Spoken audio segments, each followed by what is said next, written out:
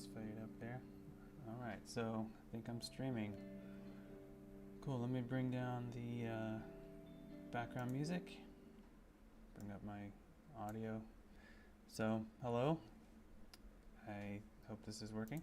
I'm pretty sure it is. If you are watching this, then this is a live stream for my class DGST 101, Intro to Digital Studies, a class at the University of Mary Washington. I haven't live streamed a class for a while, so if you're following my channel for some other reason, or you happen to be here for some other reason, that's what this is. So you're welcome to watch, even if you're not in the class. But if you're in the class, hello, good to see you. And I do say I get to see it because I can see that I've got 13 viewers, which is more than usual, I guess. So not that there is a usual, I don't stream that often. But anyway, good morning. Thanks for joining me today, especially if you're in the class. So as you can see today, I've got sort of the agenda up above me here, and this is the things that I plan to cover today. This should take 30, 45 minutes, depending.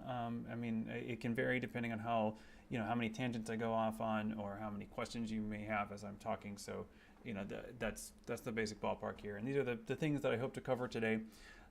Introducing the class, basically. This is kind of the first day, so this is about getting oriented and adjusted to things in the class. So I've got multiple windows here, so give me a second to kind of adjust a few things here on the left. So if you are watching, then it is nice for me to know who's out there. I'm not going to take roll, obviously, but if you're watching on Twitch, then if you have a Twitch account, you can use the chat on Twitch to say hello, or also to ask a question, obviously. If you're not on Twitch and you're in the class, you can use the live stream chat channel to say hello. Either one of those is great, just to kind of get a sense of who's there. I know who I am, and you know who I am, but I don't know who many of you are. So, if you don't mind saying hi, that would be great. Just say good morning, either place, either the live stream chat channel in Discord or the chat channel on Twitch, and I do see both, so hello, great. Oh, nice, hello, great. So I'm seeing lots of people. AsiaN.net, String of Yarn, Inbolg, I guess. Nice. All right, great, thanks. Thanks for saying good morning. It's always good to know that there are people out there watching in real time, which is the benefit of this format, obviously, is that I can stream things out there. All right, so this class is the Intro to Digital Studies, and maybe I thought I'd start off kind of explaining this modality of kind of how we're doing things, or how I'm doing things right now, to help you kind of get settled in and start seeing how things work. I'm doing this. I'm using Twitch. I'm not using Zoom. That's mainly because this is not a synchronous class, so those of you taking the class aren't necessarily all available at the same time. Now, you might be, and I did send out a survey earlier or yesterday asking when your availability is, and we might find some times for group chats or other kinds of conversations online. I might also use that information to adjust the time of day when I'm streaming if there's a time that works better for most of the class. But generally, since this is not a synchronous class, it makes sense for me to sort of put content out in kind of a one-to-many mode, which is what I'm doing right now. And I have found that live streaming works a little bit better for me than as opposed to pre-recording videos every day. I tend to spend a lot more time kind of editing those, and I also have been told that I talk really fast when I do those pre-recorded videos. So I find that the live stream forces me to slow down a bit and also lets me interact, like if you have a question while I'm talking. And in either, this is also going to be, it is being recorded, and it's going to be available after the fact. So you might be watching this after the fact now, or if you are watching now, you can watch it after the fact as well. Of course, the benefit of watching it in real time is that you can interact, right? So that's what I'm doing. I find that this method works. In fact, I had started doing this a bit even before COVID, but once we kind of switched to hybrid and high flex and online synchronous and asynchronous during COVID, that was something that became pretty convenient for a lot of people. And I like Twitch as a method for delivering video content because you don't have to deal with as much. One thing you do have to deal with, though, is spam bots, which I just got a spam comment here, I think. Let's see. I wonder if I can delete that. I don't know. Just ignore it, I guess. I don't usually get enough viewers to warrant spam comments, so that's kind of unusual. But anyway, that does happen sometimes. That's one of the risks of going out on a public platform like Twitch like this. All right, so a couple other things now. So I mentioned Twitch. That is kind of where I'm viewing this. That is where what I'm thinking of as the primary modality for delivering this content online. I am also simultaneously streaming it to YouTube though, and there are a couple of advantages to YouTube if you want to consider that. One is that you don't, well, you may already have a Google account, and so you might be able to subscribe there or watch things there more comfortably on YouTube. I'm going to flip over to the YouTube channel just really quickly to show you what it looks like there. This will be kind of weird because it'll be showing me doing video but out of sync maybe. But if you go here, you should be able to see it. I'm using the service called Restream to go to both Twitch and YouTube at the same time. The advantage of YouTube, I'm not going to watch myself. Well, that is weird seeing myself here. The advantage of YouTube from your point of view is that you can adjust the quality. So like Twitch doesn't always make it possible for you to adjust the quality of the stream. In other words, like if you're on a lower speed connection or having a dodgy internet connection, sometimes it is helpful to reduce the quality of the stream that you're trying to view. And Twitch doesn't always make that possible. It sometimes does, it sometimes doesn't, but YouTube does. It does that though by providing the stream at a slight delay. So it's like 20 seconds or so, because it's basically transcoding it to multiple different resolutions as it streams. And so that takes processing time. So it's like 10 to 30 seconds behind, basically. Not a big deal as far as the timing of it, but it just means that, it tends to work a little bit better for some people. So you're welcome to switch and watch that if you'd like. I don't have a convenient way to monitor the chat though during YouTube, from YouTube. So, there is a chat feature on YouTube, but I'm not going to see those comments if you have anything. So if you have anything to ask me or say during a stream, use the live stream chat in Discord or the Twitch chat. Either one of those are fine. But not YouTube. But you can watch it on YouTube, and also it'll be archived on YouTube. Okay, so hopefully that makes sense. Okay, so I think that's I've accomplished the first item of the agenda. Welcome you all to Twitch and explaining YouTube streaming. Let me go back to the class homepage there. So I'll check that off of my to-do list here. I'm trying out this new to me way of including this little to-do list here, and it's okay, but it's a little bit, I don't know, a little bit laggy. This is, I'm using, it's a note kind of app called Notion, and I found a way to embed a part of my Notion notes into a browser, and then I can display it here, and then I can make it transparent, and so yeah, I kind of like how it looks. By the way, I hope this is coming through pretty clearly. If you have any, if it doesn't sound clear or if I'm talking too fast or something, feel free to kind of let me know. Okay, so the general structure for the class, that's the next item on the agenda. So this is a summer class, so that means we have 5 weeks, and it's really 4 weeks of content, and then the final week is your final stuff, like you're putting together your final thing. So there's like 1 day or 2 of that final week that are supposed to be normal class days, but then you put together your final thing. This is an asynchronous class, but I still like to think of it in a sequential way, and so you have content that's scaffolded on other content, and so I do try to think of it in terms of days of the week.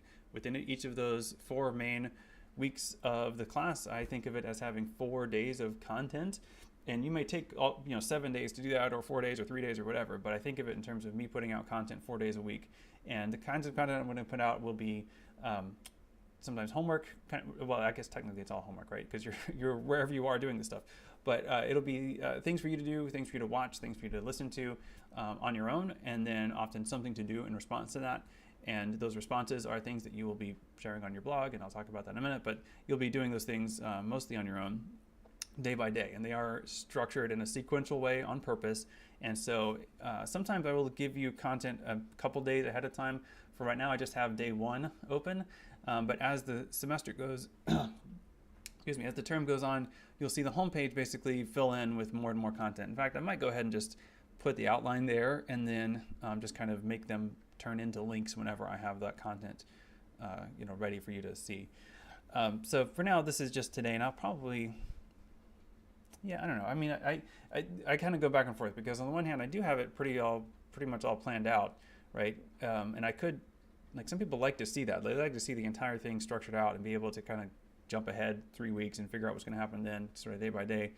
Other people find that overwhelming, so I kind of try to strike a balance in the middle, where I can kind of give you an idea of what's coming, but not all the details yet, because you're not really ready to process all those details yet.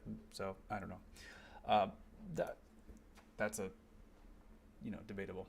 But here's the day, right? So for each of those 4 or 5 weeks of class, I'm going to have 4 days of content, and this is the first day of that content. And this is what I mean by this kind of content. So first, it always starts off with a list of goals and tasks. So these are the kinds of things you're trying to do for the day. So think of it like a checklist. You're trying to accomplish these things. Orient yourself to the structure of the class, getting started in Discord. I'll talk about that in a minute. As you can see, it's the next element. Also, we're going to be talking about domains. I'm going to be talking about domains and digital identity. And your main concrete goal for today, as far as accomplishing something, is, if you don't already have one, to register for a domain at umw.domains. I am going to talk about that for a bit. There are some things you need to know before you do that, so I don't recommend jumping right in or jumping ahead to try to do that if you haven't. Well, I have things to explain, so don't jump in just yet. let me explain those things first, so you'll be better prepared for that. So that's the general structure, right? So here's kind of notes for the day. A lot of this is stuff I'm going to talk through now, but you can also read through it here, and those two things are meant to complement each other. A lot of the same content, a lot of the written part here has more details, and so I'm going to explain a few things verbally here and maybe show you some images, but what you can view here and what you can read here on your own is going to cover basically the same content. I like to give you content in multiple modalities whenever possible. Okay, so that's basic structure. Every day of class, I didn't do one this morning, but because I sent an announcement yesterday, but usually I will send an announcement in the morning before the live stream, so usually by 8 or 9, and then, or maybe even the night before, and then I'll live stream at 10:30 and kind of talk through whatever the ideas are for the day, and then you'll be on your own for the rest of the day. My office hours are going to be 1 to 3 in the afternoon. I am not sure. I might do that in Discord. I might just be online in Discord, or I might use Whereby, which is another video chat service that I like using. I'll send you all an announcement or a note through Discord just to tell you which method I choose. There's a third option I'm also considering. I'll let you know what it is, and those are that's time when I'm available.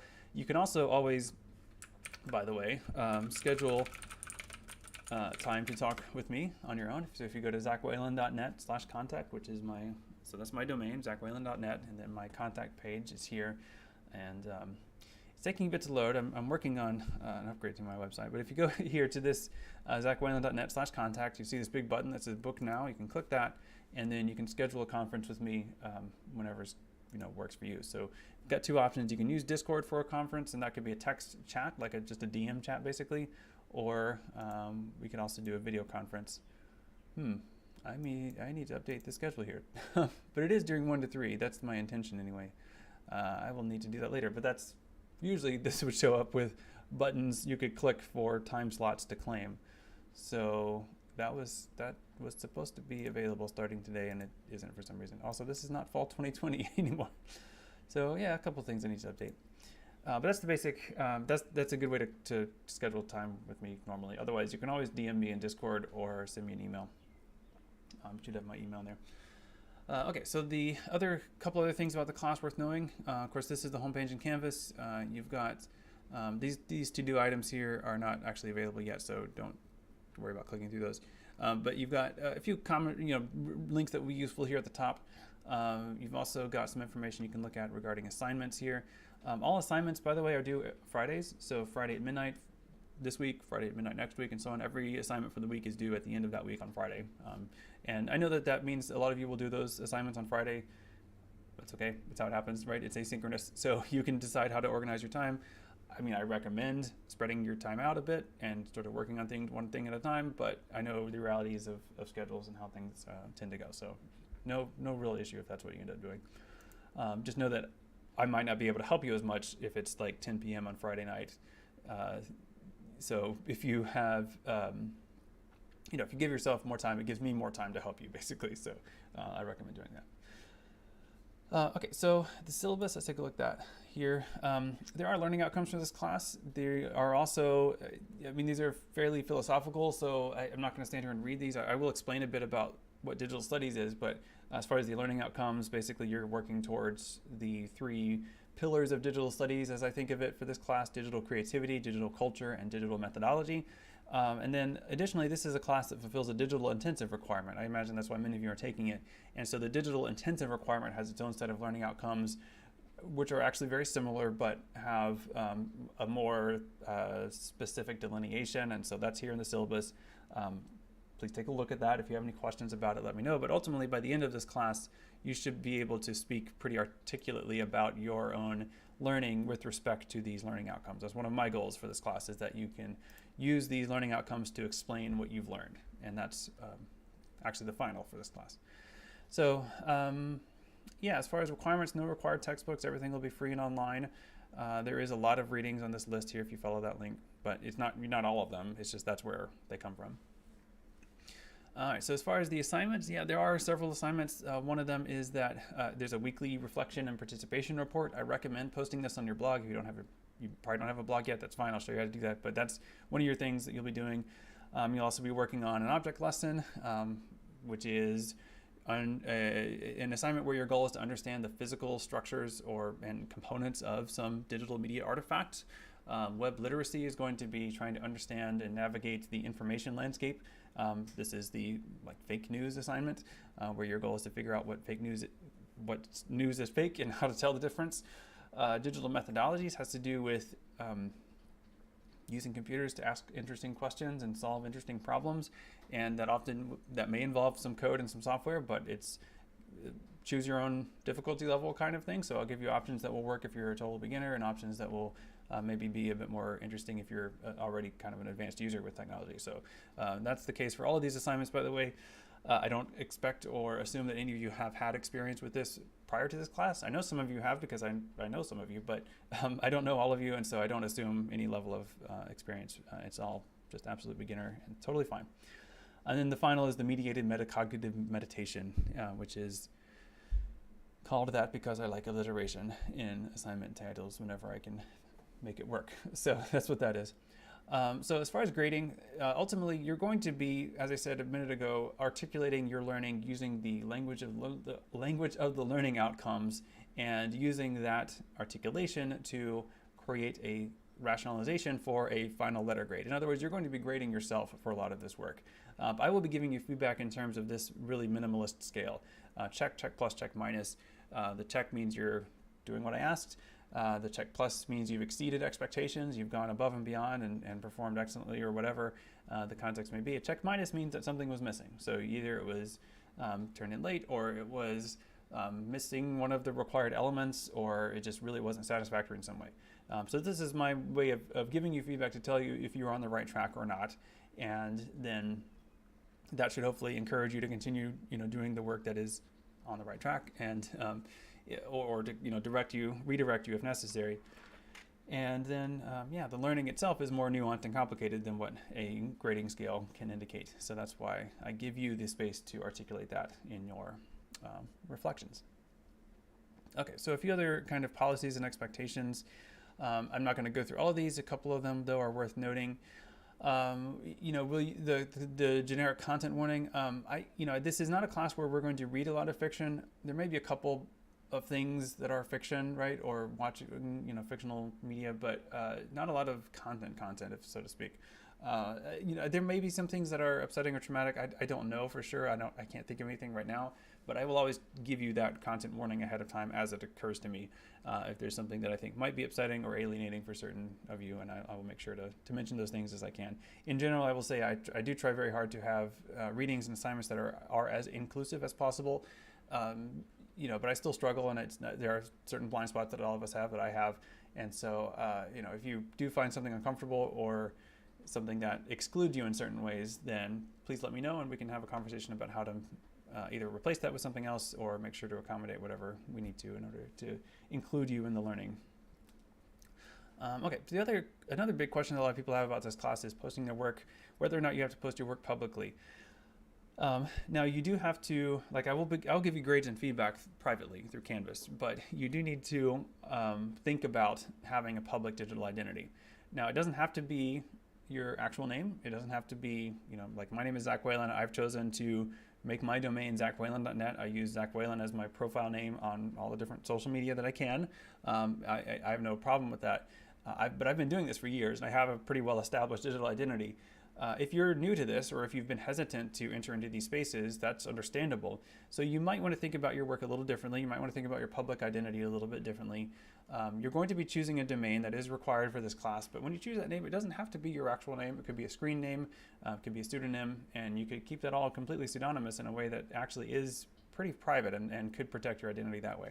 Ultimately, as far as assigned work, as far as specific work for assignments, I'm always going to give you that choice. Like, you don't always have to publish things publicly. There are reasonable situations for every assignment in this class where you might want to not put your name on it online. Like, you might not want it to be associated with your name online. And I understand that, but that's a conversation that we should have. So if you do have that concern about any of the assigned work, then let's talk about it. Otherwise, the default assumption is that most of this work will be public. So, you know, the big takeaway I want you to get from this is that you have a choice about that, and that you should think carefully about what's public versus what's not. But ultimately, I do want to encourage you to publish work publicly. So that's kind of where I am. All right. So there's a few other things here, mostly boilerplate. I am recording class, so you're welcome to also, I suppose, but don't worry about that. A couple of things I guess I should update this statement. This is a boilerplate statement here, but C.J. Rucker retired, so we can't contact him anymore.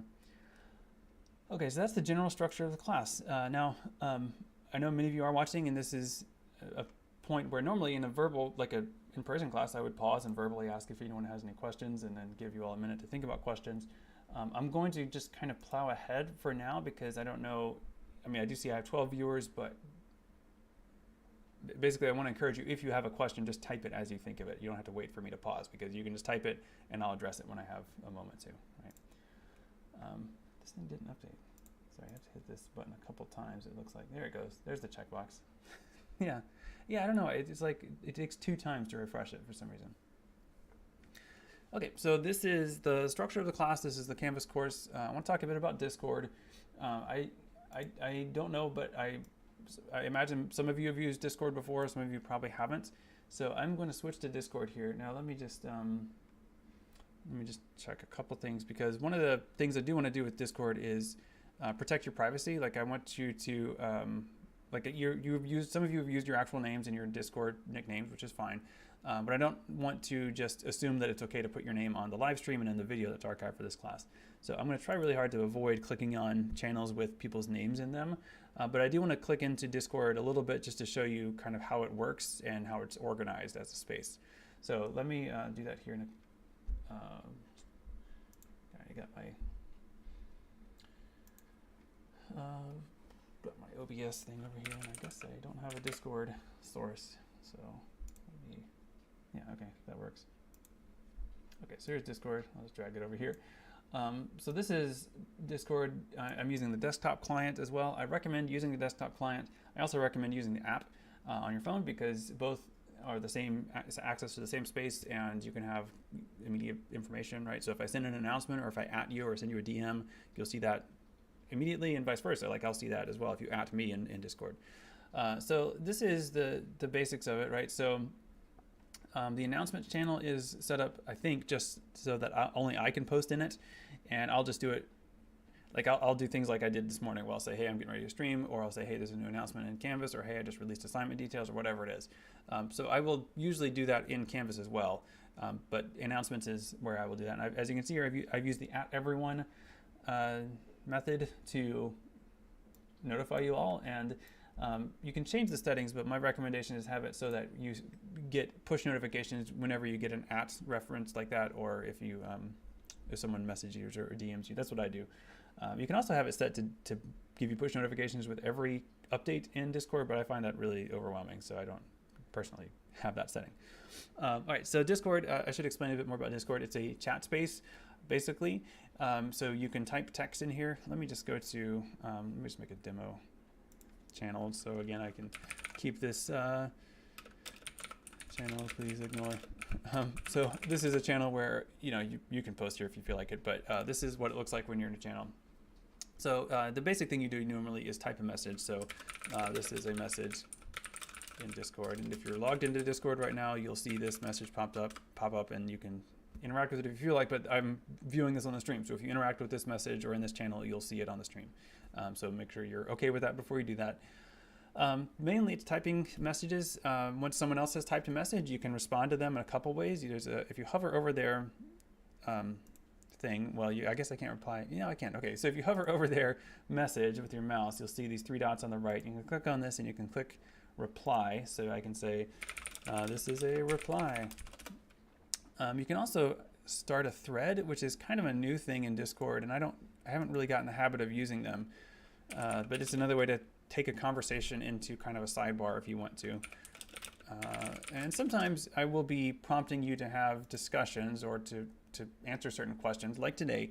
I'll show you that in a minute, but sometimes you will be talking and hopefully interacting with each other, responding to each other's ideas in Discord, kind of like a discussion forum or a message board, but it's real time. So I encourage you, by the way, with your Discord messages, I'll say this again probably, but keep your messages short and snappy, right? We don't need a big paragraph of text ever in Discord. If you have a big paragraph to say, if you have 1,200 words to say about something, that's a blog post. Post it on your blog, send us a link to it in Discord, but don't post all that in Discord because it's a big wall of text. It's hard to read. So don't do that in Discord. Discord is for quick messages, brief responses, that kind of thing. It's also a place where you can use other methods to indicate that you're interested in someone's ideas or that you want to respond to someone's ideas. And those are over here as well. So if you click on the add reaction button, so this looks like a smiley face with a plus sign over its eye, you can click on this and then you can use emoji to respond. We can also customize our own emoji, or you can, if you have, the what's it called, the Discord Nitro, you can also use emoji from other Discord servers. I think you're welcome to do that and be creative with it. That's fine. But whatever you do, it's nice to acknowledge someone else's message. So you'll see me using this a lot, just to acknowledge. I may not have anything specific verbally to say, like about what you've said, but just a reaction just gives you a sense that I've read it and I've responded, I've validated what you said, and it might be, there's the normal range of emotions available here in these, and it's a language of its own. It's a whole thing to talk about. Oh yeah, and so Percy has a good point in the Twitch chat that the threads actually expire after a while, and so they get archived, and I think they can be brought back from the archive or found in an archive. So that's another reason why I haven't really used them that much. I think a reply is usually better. It's just if you have like 3 or 4 conversations going on in the same channel, it can get pretty confusing. So a thread is kind of like a temporary channel offshoot that you can have a one-on-one conversation with somebody sometimes. So, but yeah, that's a good point. That they expire, and that's a good thing. I think that makes sense from Discord's point of view. Okay, so a couple other things you can do with Discord. They've got the sticker thing you can do. You can also, I don't really use stickers, but you can also do GIFs. So if you click on the GIF button, you can pull something up here. You can also just, as you're in a message, you can type a /, and this is what I usually do, / and then Giphy, G-I-P-H-Y, and then type some word, and then it'll pull up a list of options, and then you click on the option that makes sense for you, right? I mean, that's pretty intuitive, pretty simple. It's also another good way to indicate or participate in a conversation without having to type things. Sometimes a reaction GIF is the best way to encapsulate what you want to express about a particular topic, and that's I encourage you to do that. That's really the benefit of something like Discord, as opposed to something like a message board in Canvas, where you just have, it's basically just text and basically just blog posts. Discord gives us a lot more options, a lot more immediacy. So I really recommend and encourage you to use Discord for that. Okay, so and you can also see end.net just connected to one of the voice channels there. I might use the Office Hours voice channel to, it's just literally like a voice channel, like I'm literally just sitting there and would hear you talk if you joined it and started talking. That's kind of all it is. I might also use Whereby instead, or I might even use Twitch, honestly, for Office Hours. But that's a place where you can talk verbally, right? That's the idea. Like the tags, the channels that start with the hashtag, those are text channels, and then if they start with or they have the voice icon in front of it, then that's a voice channel. I'm not going to connect to it now because that might do feedback or something. I don't know. All right, so that's Discord. If you have any questions about Discord, let me know. I find it very useful, and I've been using Discord for my classes for a while now. I used to use Slack, but I started using Discord, and I like it a lot better than Slack for various reasons, one of which is that for Discord, you can have one account and then join multiple servers. This is really the main one, actually. Whereas for Slack, you have a separate account for every Slack, what they call them workspaces. Like, so you can have a separate account, and you have to maintain or remember all of those different logins. And that's a lot. That's confusing to me. Whereas Discord, I can just start a new server. You know, I can leave it up and running if I want, or, you know, it's easy to just move through it, you know. Okay, so I'm going to call this one done, demonstrating how to use Discord. And I did tour the Canvas site already, I think. So I'm going to go and check that one off too. All right, so let me refresh my to-do list. There we go, great. Yeah, and Percy has another good point about Discord, that you can pin messages, and that's a good idea. And you can also use the, in fact, let me, yeah, for the discussion-oriented threads, what I will often do is pin a message to that thread, or to that channel, I guess, that Discord channel. Pin a message with the instructions for that discussion in that pin. Often I'll add it to the description of the channel too. Another thing, by the way, there's several channels here that are going to be very specific and intended for accomplishing a particular activity for this class. There are several channels though that are just, you do whatever you want with it. So there's an off-topic channel, there's a memes channel, there's a pictures of pets channel. I don't actually currently have any pets, so I don't have any pets to share. I have children, but they're not really pets, they're people. I think Daniel counts as a pet. Yeah, maybe. Yeah, my daughter's in the room. I've made a Wordle channel, so if you're doing Wordle or other things like Wordle, you know, it's fun to share your scores sometimes. Today was a struggle, and Internet posted their score just now, and like, that's a very unusual score. I will just say that. I don't know. I'm not saying you're cheating, because I don't know, but that's a really unusual score, and I mean, actually, that's not that different from my score when you look at it, because my score is also kind of weird in that it took me forever to figure out what the word was shaped like. But that's a really interesting score you got there. That's cool. It looks cool. I like it. It looks like a level in a platformer game. There's a ton of these other spin-offs I really like. You know, things like Hurdle and Movie-Doll and World-Doll, and it's fun. All right, so just feel free to post those and share those if you feel like it. It's a good morning ritual for me. I kind of like doing it when I first sit down on my computer in the morning.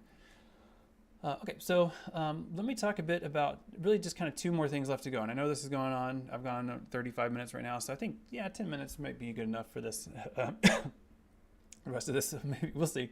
I tend to talk longer than I mean to. You know, I'll just say that. Okay, so let's talk about what digital studies actually is. And I actually have a slideshow for this.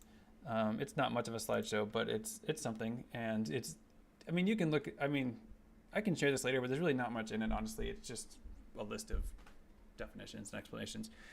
This is a class that is the introduction to digital studies, and so I thought it made sense on the first day to, you know, introduce digital studies, and that's what this is.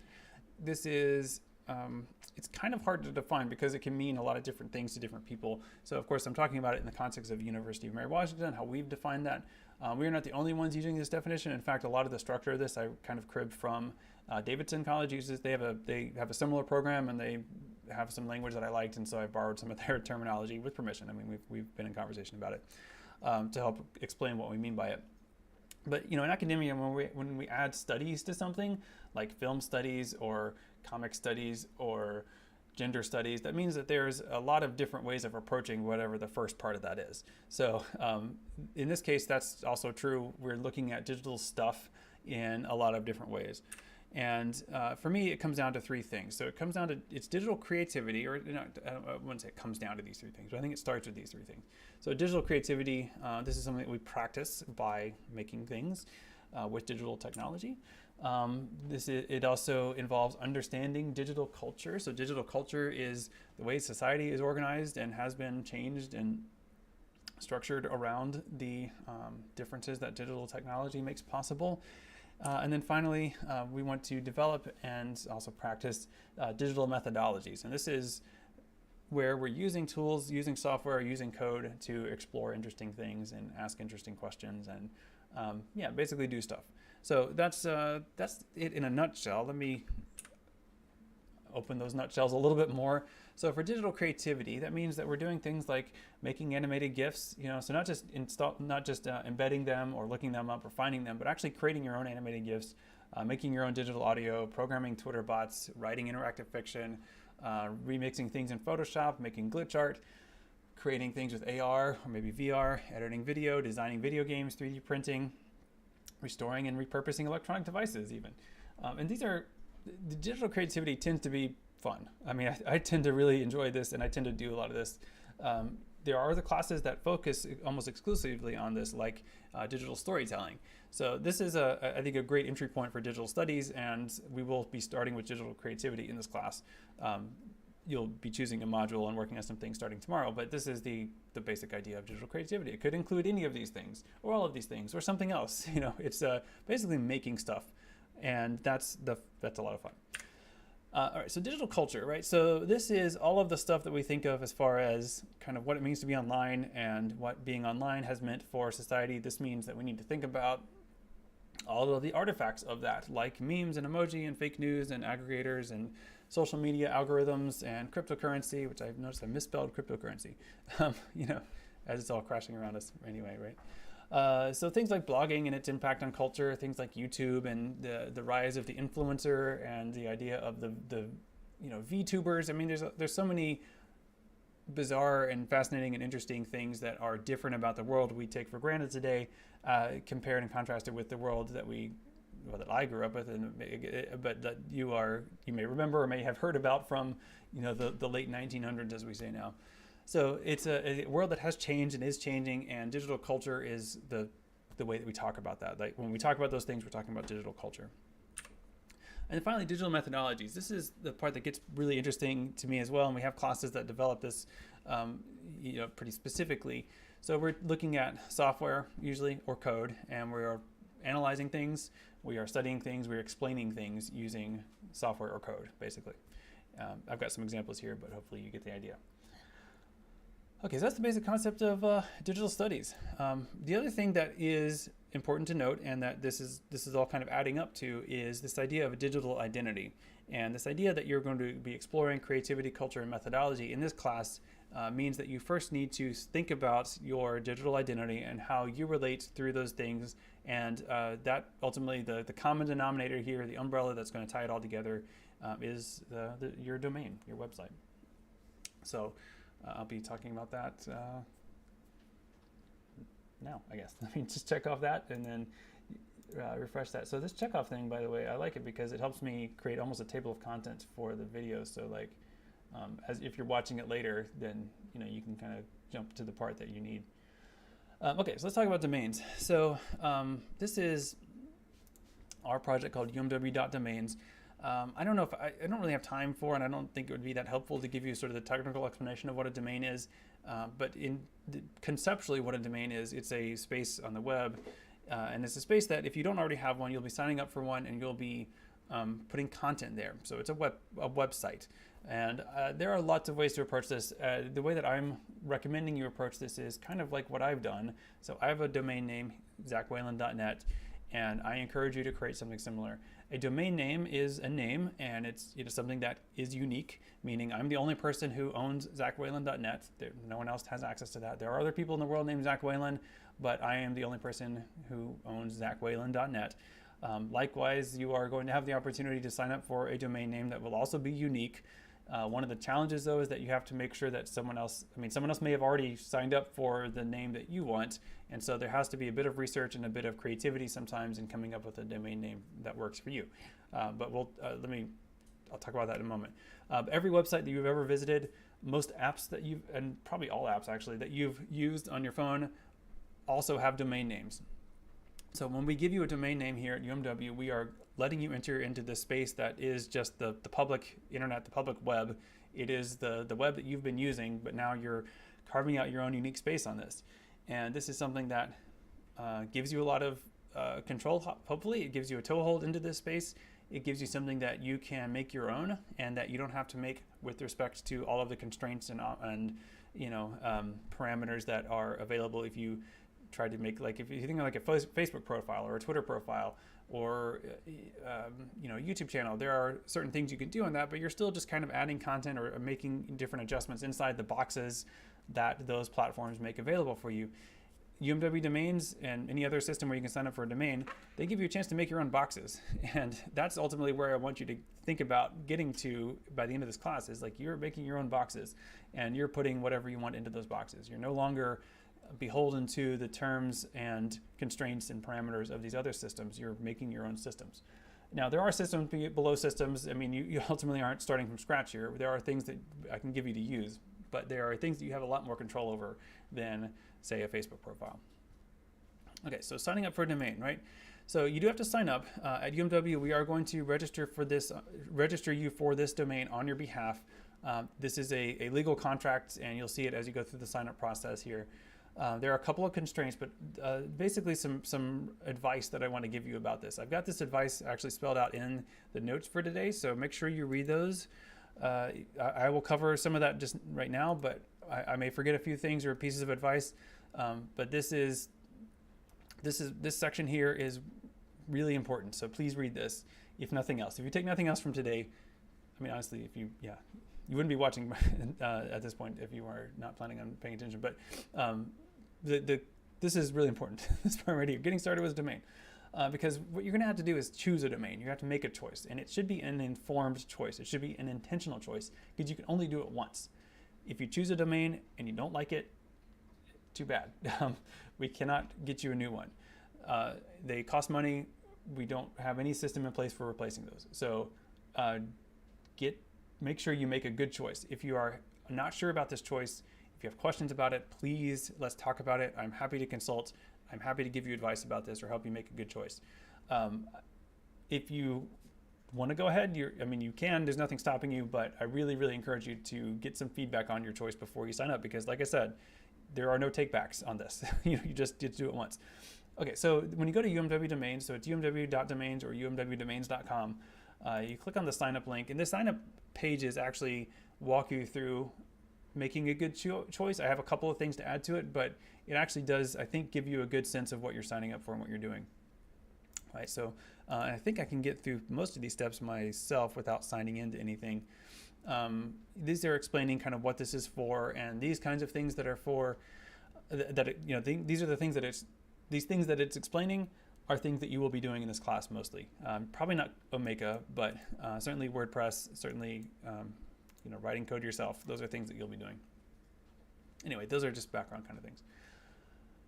Okay, so this is explaining some ways you can get support. The main thing that students find helpful for support, I think, is, well, two. Obviously, there's the helping yourself section where you can look up instructions for things. We also have the Digital Knowledge Center, or the DKC at UMW, and they do have summer hours. This is a student-run center similar to the Writing Center, the Speaking Center, that allow you to book appointments, to meet with a consultant, to talk through different things. They could talk you through and walk you through signing up for a domain, for example, installing WordPress. These are things that they know really well, and they are happy to explain. I can do this as well, but I'm not available 24 hours. It's probably possible sometimes that you might learn better from a peer consultant than me, and that's fine. Digital Knowledge Center, they're great. I recommend them. Okay, moving on. We're signing up for a domain. This is the process. I'm not going to actually sign up for one, but this is what you'll see when you sign up for one. Okay, so these are some considerations. I've mentioned these here.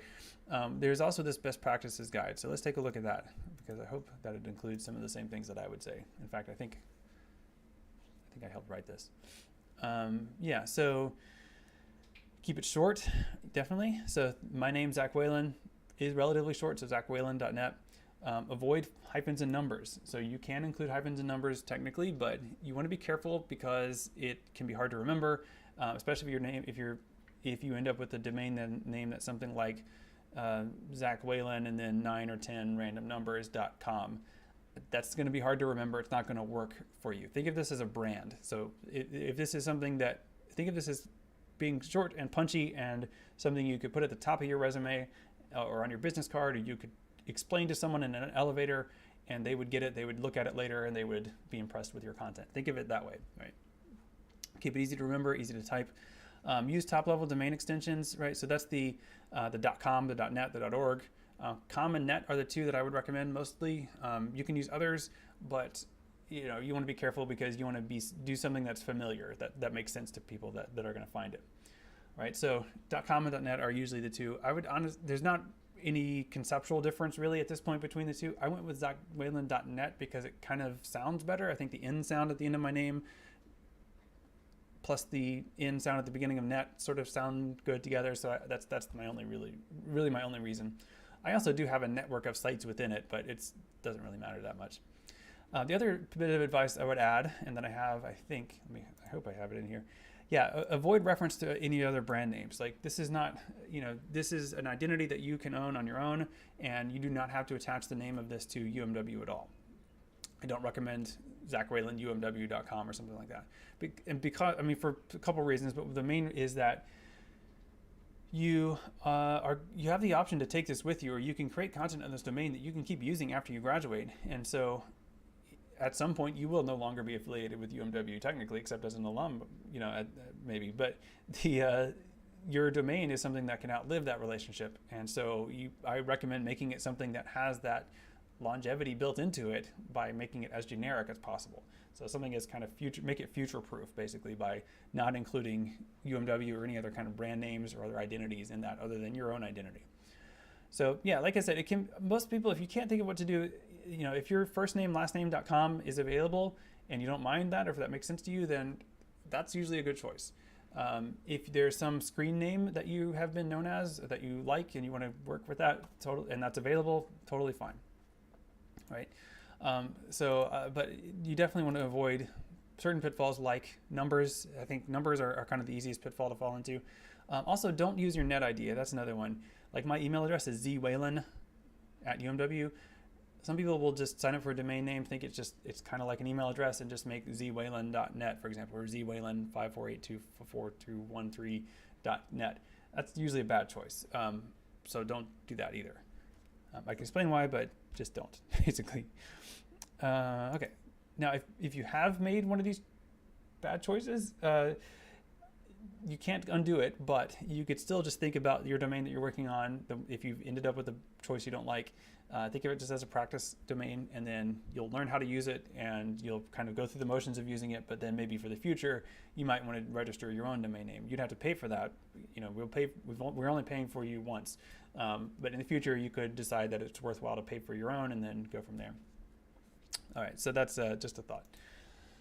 Okay, so I'm kind of going through the onboarding process here, and I'm not sure how far along I can get before actually signing up. Okay, good.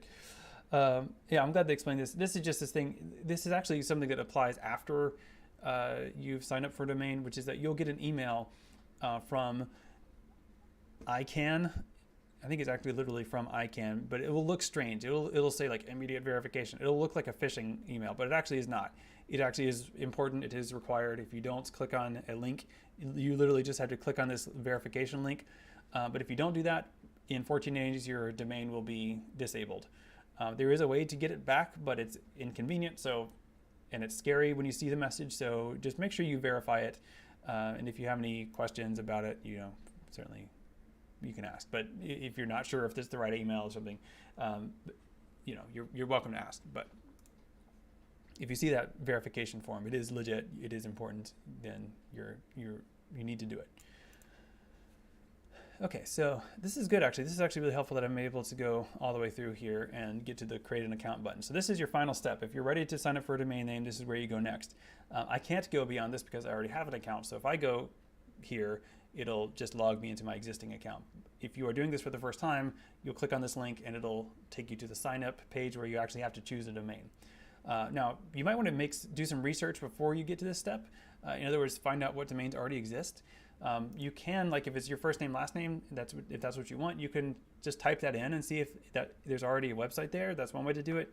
That's a little risky because who knows what kind of website that could be if you end up getting there.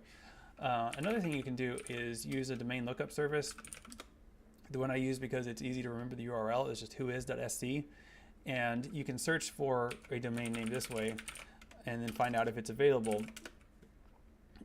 So this is a commercial service, and the risk here is that they actually will try to upsell you. Like they'll try to sell you the domain if it's available. Don't buy it through here though. Like don't go through this process. This is just a way to look up. This is just a lookup tool.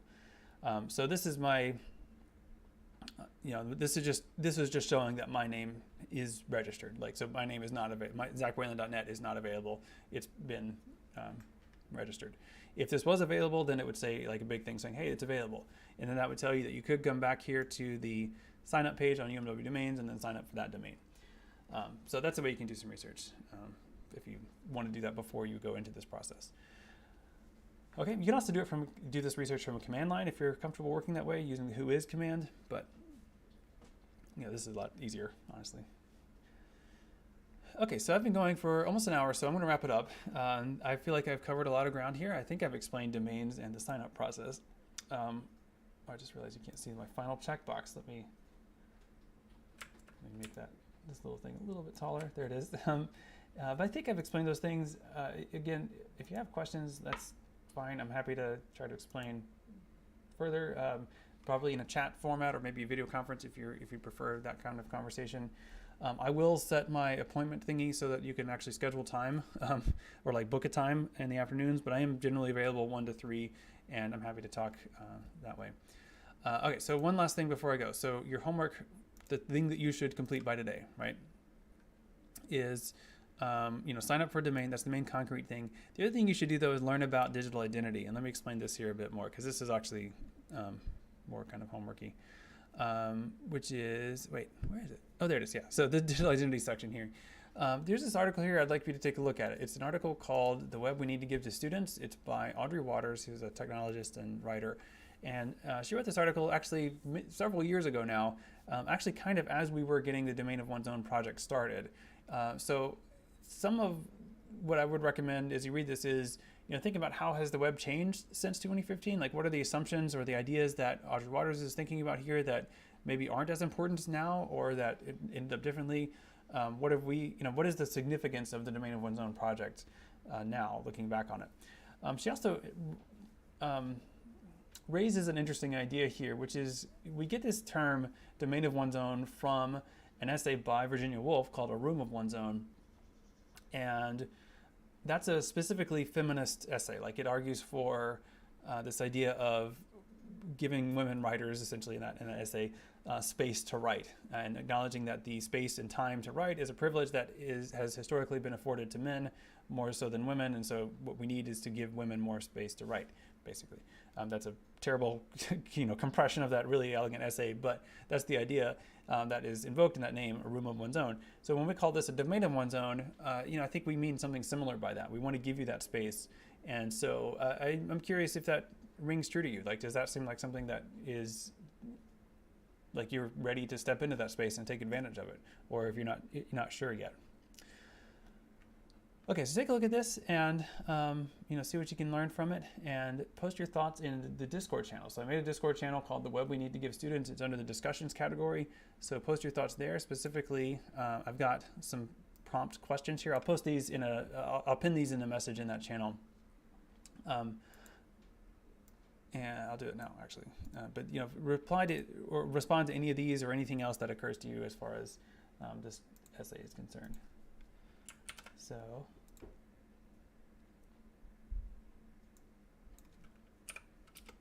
I'm just doing that now.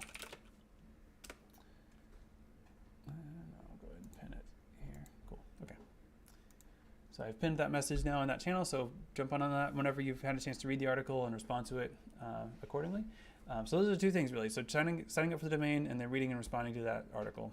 Those are the big ones for today. Okay, so I'm going to wrap things up, and this video, of course, will be available later on. So if you need to rewatch any part of it, you're welcome to, or if you're going to just watch it later, that's fine too. All right, so I will sign off. I need to, oops, I didn't mean to jump straight into that. Let me see. I need to have like a signing off scene set up here, and I don't have that. I don't think I have a scene like that. I'm looking at my OBS settings here.